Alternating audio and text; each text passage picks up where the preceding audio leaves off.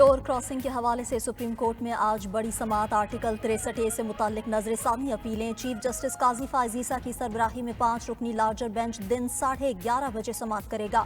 Justice منیب Akhtar, justice امین الدین Khan, justice جمال مندوخیل اور justice مظہر عالم میاں Khel bench کا حصہ 17 مئی 2022 کو سپریم کورٹ نے آرٹیکل 63A کی تشریح سے متعلق صدارتی ریفرنس میں فیصلے میں کہا تھا کہ منحرف رکن اسمبلی کا پارٹی پالیسی کے خلاف دیا گیا ووٹ شمار نہیں ہوگا۔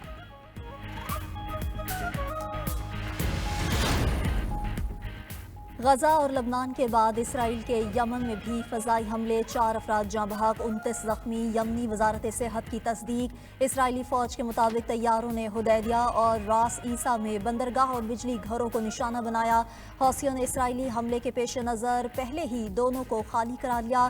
گزشتہ روز حوثی باغیوں نے تل ابیب ایئرپورٹ پر راکٹ داغا تھا، جسے اسرائیلی دفاعی نظام نے تباہ کر دیا تھا۔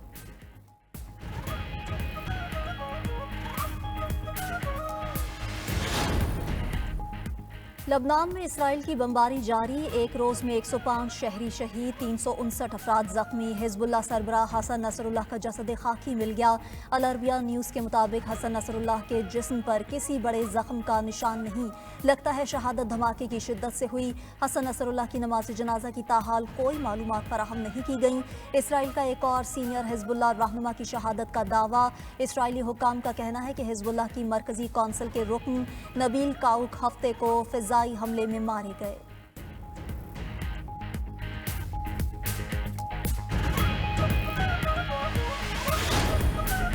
ایران کا حسن نصر اللہ کی شہادت کے بعد خطے میں بڑھتی کشیدگی پر اپنی فوجیں لبنان بھیجنے کا اندیا۔ نائب ایرانی وزیر خارجہ محمد حسن نختری کہتے ہیں لبنان اور گولان کی پہاڑیوں پر ایرانی فوجیوں کی تعیناتی کے لیے اجازت دینے کی تیاری کر رہے ہیں۔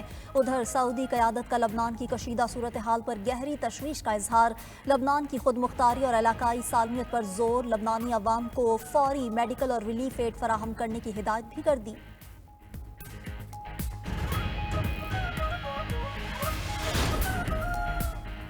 امریکی صدر جو بائیڈن کا مشرق وسطی میں ہر قسم کی جنگ سے گریز کا مشورہ، کہا وہ جلد اسرائیلی وزیر اعظم نیتن یاہو سے بات کریں گے۔ ترجمان امریکی قومی سلامتی جان کربی کہتے ہیں کہ خطے میں ممکنہ ہنگامی صورتحال سے نمٹنے کے لیے اضافی فورسز کی ضرورت ہے۔ امریکہ کو حزب اللہ، ایران، عراق اور شام میں ملیشیا کے گروپس کے لیے تیار رہنا ہوگا۔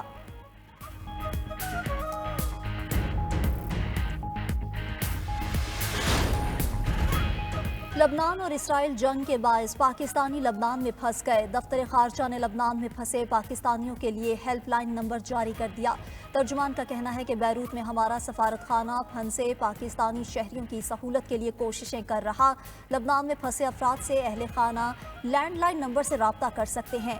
PIA حکام نے لبنان میں پھنسے پاکستانیوں کے انخلاء کے لیے کسی خصوصی پرواز کی ہدایت کی تردید کر دی۔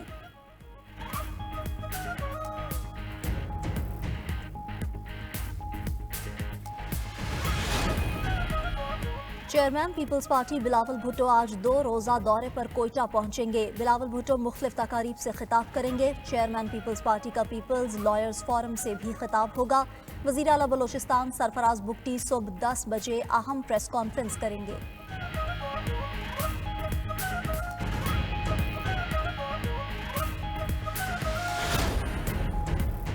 جعلی پارلیمنٹ سے اتنی بڑی ترمیم کرانا ناانصافی ہوگی، کم از کم یہ پارلیمنٹ آئینی ترامیم کا مینڈیٹ نہیں رکھتی۔ مولانا فضل الرحمان کی پریس کانفرنس، کہا حکومت سیاسی مقاصد کے لیے ترامیم کرانا چاہتی ہے، شخصیات کے بجائے عدالتی اصلاحات کے لیے ترامیم ہونی چاہیے۔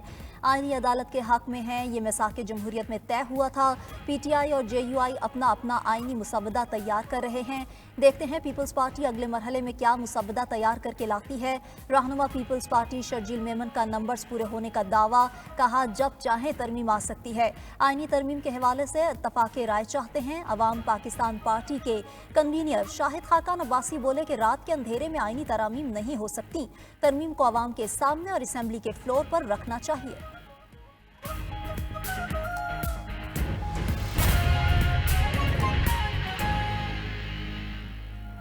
बिस्मिल्लाहिर्रहमानिर्रहीम, अस्सलाम वालेकुम। 92 न्यूज़ HD के साथ मुझे कहते हैं सबा चौधरी। हेडलाइंस आपने जानी, यहाँ पर आपको अपडेट करेंगे कि PIA की निजकारी कमीशन का हंगामी इजलास तलब कर लिया गया है। ज़राए के मुताबिक PIA की बिडिंग की तारीख में अचानक तोसी के बाद की सूरत हाल और कंपनीज के तहफ़्फ़ुज़ात पर गौर किया जाएगा। इसी हवाले से मज़ीद तफसीलात जान लेते हैं जाहिद खोकर से। जाहिद, कंपनीज के क्या तहफ़्फ़ुज़ात हैं जो सामने आए हैं?